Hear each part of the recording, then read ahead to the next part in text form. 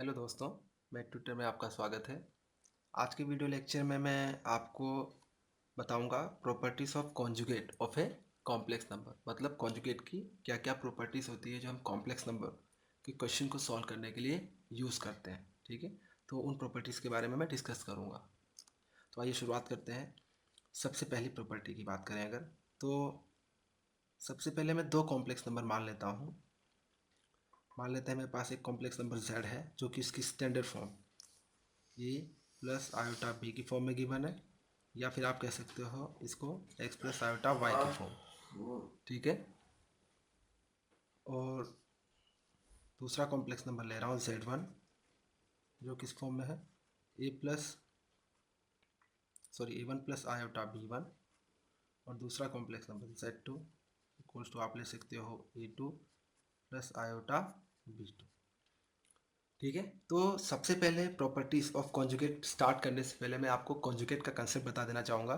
तो कॉन्जुगेट को हम डिनोट करते हैं, अगर मेरे पास कॉम्प्लेक्स नंबर है z, तो उसका कॉन्जुगेट जो होगा वो आएगा z बार। और उसके अंदर क्या करते हैं हम, जो आपका ए प्लस आयोटा बी की फॉर्म में कॉम्प्लेक्स नंबर होता है उसके अंदर जो इमेजनरी पार्ट है बी, उसका साइन क्या होता है, चेंज हो जाता है। मतलब अगर वो प्लस का है तो माइनस का हो जाएगा, और माइनस का है तो प्लस का हो जाएगा। इसी तरह वाई का साइन चेंज होता है कि वहाँ यहाँ इमेजनरी पार्ट है। अगर आपका क्वेश्चन या स्टैंडर्ड फॉर्म का आप एक्स प्लस आयोटा वाई की फॉर्म में लेते हो तो ठीक है।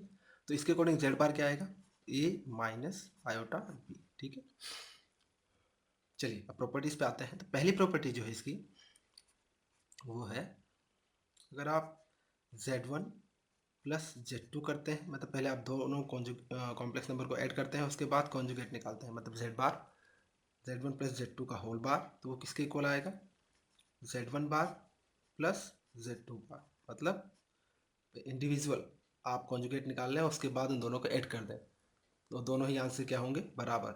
मतलब z1 प्लस z2 का होल बार इक्वल्स टू क्या आएगा, z1 बार प्लस z2 बार। ठीक है, इसी तरह सेकंड प्रॉपर्टी है, माइनस के केस में भी यही होगा, z1 minus z2 whole bar equals to हो जाएगा z1 बार माइनस z2 बार। ठीक है, ये बिल्कुल ऊपर वाले के जैसा ही है। ठीक है, थर्ड प्रॉपर्टी है अपनी,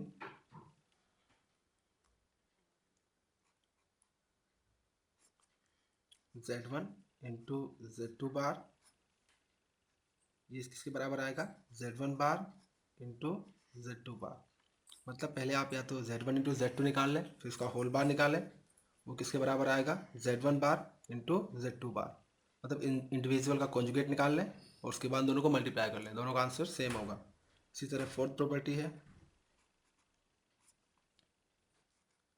z1 अपॉन z2 का होल बार, वो किसके बराबर आएगा, z1 bar divided by z2 बार।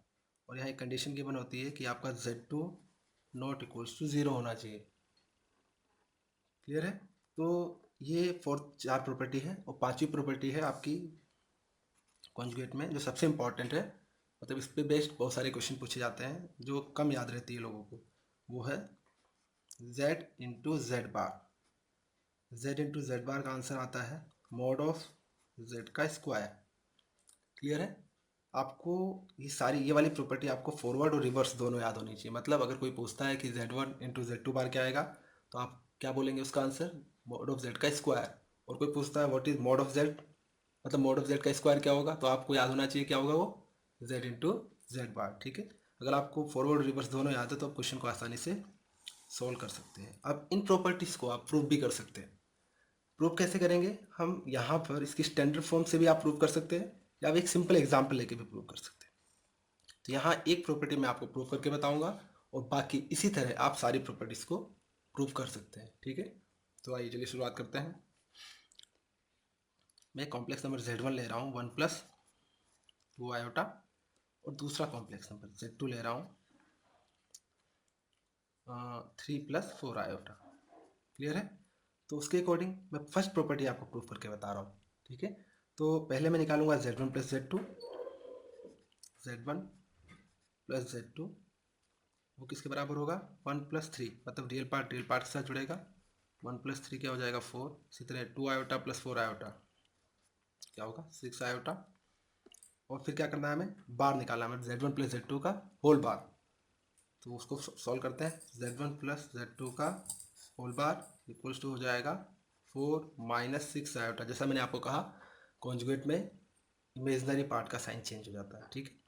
इसी तरह अब क्या करना है, मुझे Z1 बार निकालना है, Z2 बार निकालना है और दोनों को ऐड करना है। तो चलिए कर लेते हैं इसको।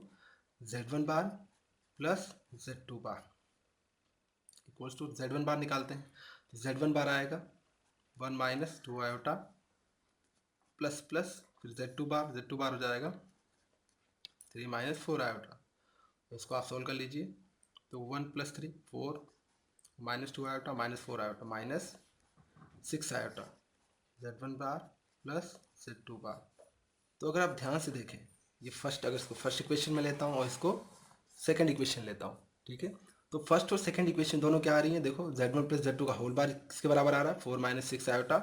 और इसी तरह Z1 बार प्लस Z2 का Z1 बार प्लस Z2 बार की वैल्यू भी क्या आ रही है 4 - 6 आयोटा। दोनों ही क्या है बराबर है। इसका मतलब इससे आप क्या समझे कि फ्रॉम फर्स्ट एंड सेकेंड क्या हो रहा है Z1 + Z2 का होल बार किसके बराबर आ गया Z1 बार प्लस Z2 बार, ठीक है। तो इस तरह आप बाकी प्रॉपर्टीज़ को प्रूव कर सकते हैं, ठीक है। तो आप घर पे बैठ के आराम से इन प्रॉपर्टीज़ को प्रूव कीजिए।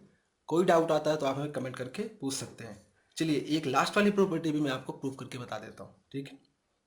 तो इसके लिए मैं एक Z कॉम्प्लेक्स नंबर ले लेता हूँ। सिंपल सा Z कॉम्प्लेक्स नंबर में क्या ले रहा हूँ, चलिए सिंपल सा है 1 + 2 आयोटा ही ले लेता हूँ, ठीक है। तो 1 + 2 आयोटा लिया तो उसके अकॉर्डिंग Z बार क्या आएगा 1 - 2 आयोटा। और मोड ऑफ Z भी निकाल लेता हूँ। मोड ऑफ Z हो जाएगा आपका √A² + B² मतलब 1 का स्क्वायर प्लस -2 का स्क्वायर 4 हो जाएगा √5। और मोड ऑफ Z का होल स्क्वायर क्या हो जाएगा 5। क्लियर है। तो Z × Z बार कर लेते हैं हम, ठीक है। तो Z × Z बार अब निकालते हैं। तो इसके अकॉर्डिंग इंटू कर लो 1 + 2 आयोटा इंटू 1 - 2 आयोटा, ठीक है। सॉल्व करते हैं, जैसे आप सिंपल मल्टीप्लिकेशन करते हैं वैसे ही सॉल्व करेंगे,